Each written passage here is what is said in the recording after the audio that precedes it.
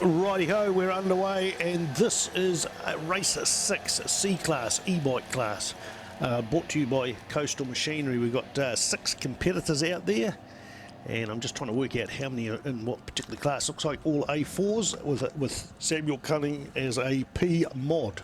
Don't even know what a P mod is, but we could find out for you. Race 6 is brought to you by Stormin Bikes, SBB Bikes, and they're in the Mano 2. They're in, trying to think what street they are in. They're in, not far from the square, in Mano 2. Already got one bike parked up on the Toyota corner there, turn 1 here at Manfeild. And also the modified and e-bike is brought to you by Coastal Machinery Limited, ML Coastal Machinery Limited, or CML. I'm looking at the logo, and it's got a big C with an M and an L in the middle, so try to get up to speed with things. While we're here, we look out at the competitors out there. Lucas Harmon, we got Ja Tal Tal, Iha Harpy, and that sounds like a, I'm just trying to think, there used to be some harpies up in the Taiapi. I don't know that we got Taiapi College here. We have had in other years, but Mason Jeffrey, Connor Jones and Samuel Cumming. That's 6 bikes out on the track. It looks to me we're down to 3 already.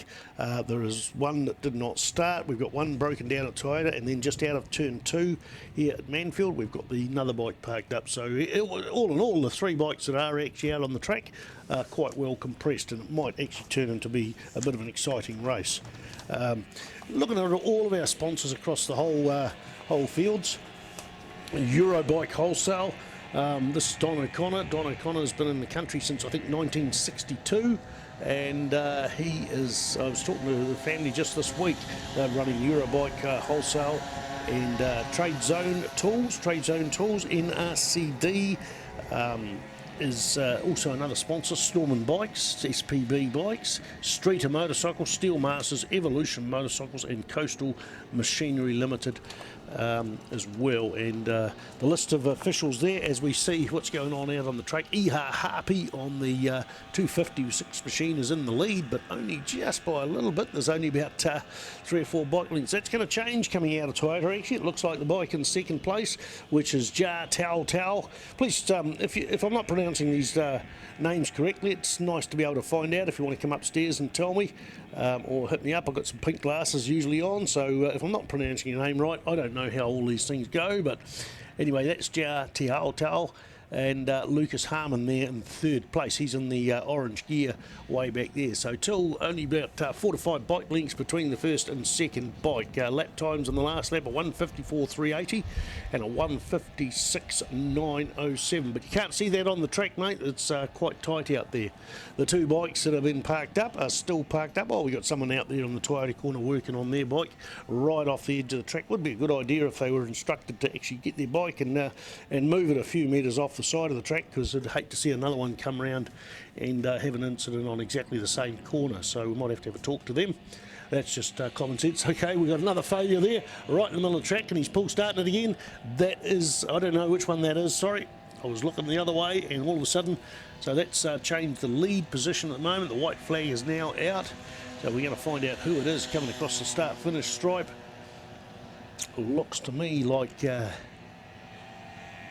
Iha Harpy is the bike in first position. Yes, indeed, it is 524. Ja Tal Tal, he was the one that broke down. Didn't lose position, just had a stall. Interesting place to stall, halfway around a sweeping bend, especially on bikes so tiny.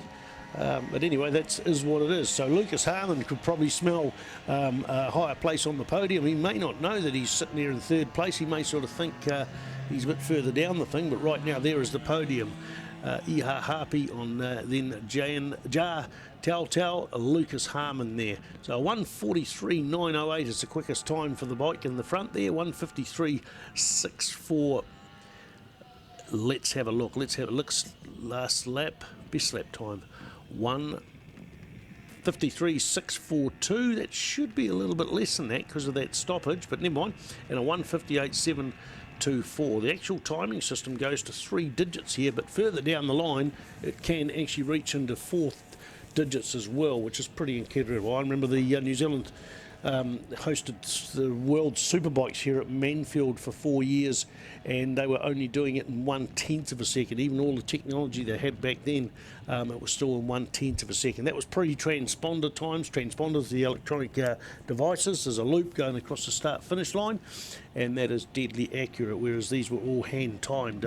Still pretty amazing to see the World Superbikes here. We had them in 1989, 1988, 89, 90, and then 92. We had 3 years of the final round of the World Superbike Championship, and then a gap year, and then another year. So here's a checkered flag comes out for Iha Harpy there in the race 6 C-Class and e-bike class. Don't think there was any e-bikes out there.